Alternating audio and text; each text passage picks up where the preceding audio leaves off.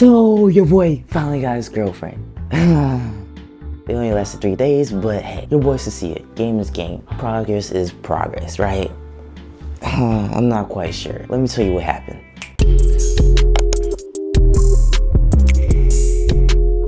I'm in the gym walking with my friend, right? This girl just comes along and starts yapping.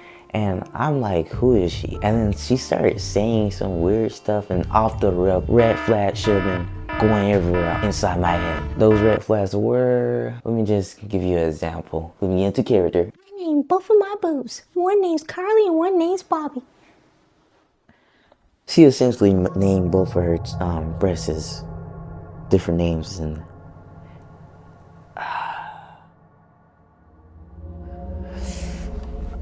this girl isn't someone to play with, someone to mess with, right? I go home, it's late at night, and I get a text from a random number, right? So I answer that, and it was her. I don't even know how she got my number, to be honest with you. So I play along, I text her, she texts back, we end up becoming text pal. It made me happy that I was getting attention from a girl, right? A little bit crazy, a little bit weird, but I think that's the thing that made me admire her, the originality.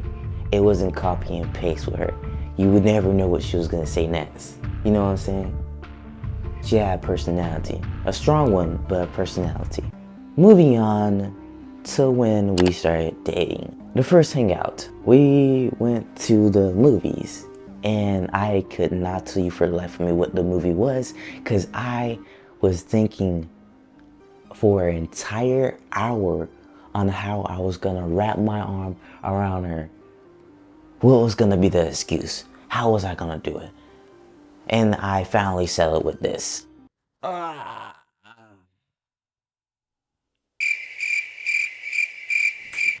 It's corny, I know, bro. Corny. It was just corny. But it still worked somehow. I guess she really liked me, and she saw through the corniness and the weirdness and the weird kid, basically. But that was the most contact we ever had, to be honest. And moving forward to the second date, skating ring. You know how to skate, so she had to hold my hands, and that was a big mistake because I had swayed hands back then. To her, probably to her, it felt like she was holding like a sponge full of water. She had to wipe her hand every few minutes and hold my hand. I'm like, dang, that's bad. We fast forward to when we're sitting down and, we're chilling, and this situation happens where she leans forward and I back up like that, you know what I'm saying? It was this sinking feeling that I couldn't get rid of. I guess I assumed, but she denied it to this day that she didn't try to kiss me. And as the date came to closing, it was time for her to leave, and she came in for a hug. And that's when it hit me. That feeling where you felt like you were hugging someone with no arms. I felt nothing towards this girl. And I mean this in the nicest way possible, but I felt nothing towards her.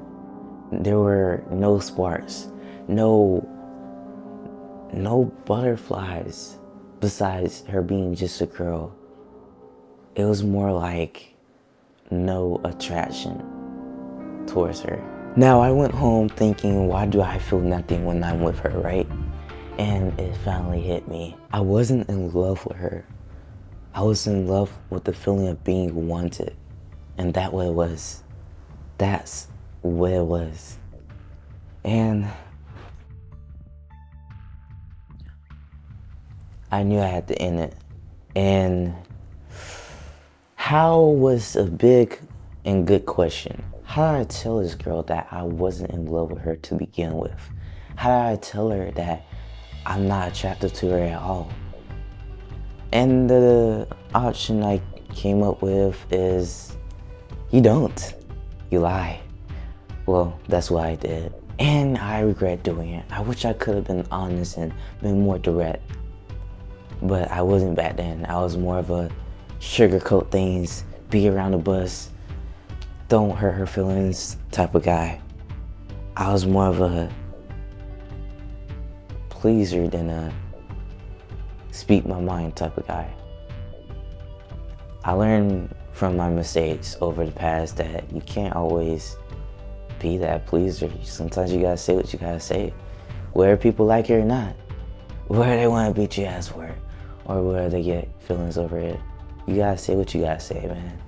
Feels much better when you are 100% honest with the person than just constantly lying, sugarcoating, and going around the bush. But basically, back then, I lied to her and said, hey, I don't like you sneaking around your parents' back and hanging out with me. You know what I'm saying? You're not supposed to have a boyfriend, and I need to work on myself anyway. So, let's break up. It wasn't the best lie I could have came up with, but it would suffice. And even then, she thought something was fishy. Which it was. I was fishy. We ended up going our separate ways, and thankfully, it was almost the end of the school year. My first ever relationship made me realize that sometimes it's not the person you want, it's the feeling of being wanted. And mistaking that for love can have you choosing the wrong person every time. Thank you for watching, man. If you stayed to the end, then you're a real one, and you are a bona fide knight. And I have more stories like this. Just like and subscribe if you want to see more, of course. And let me know your thoughts in the comments, okay? And Quinoa is out. I'll see you guys later in the next one.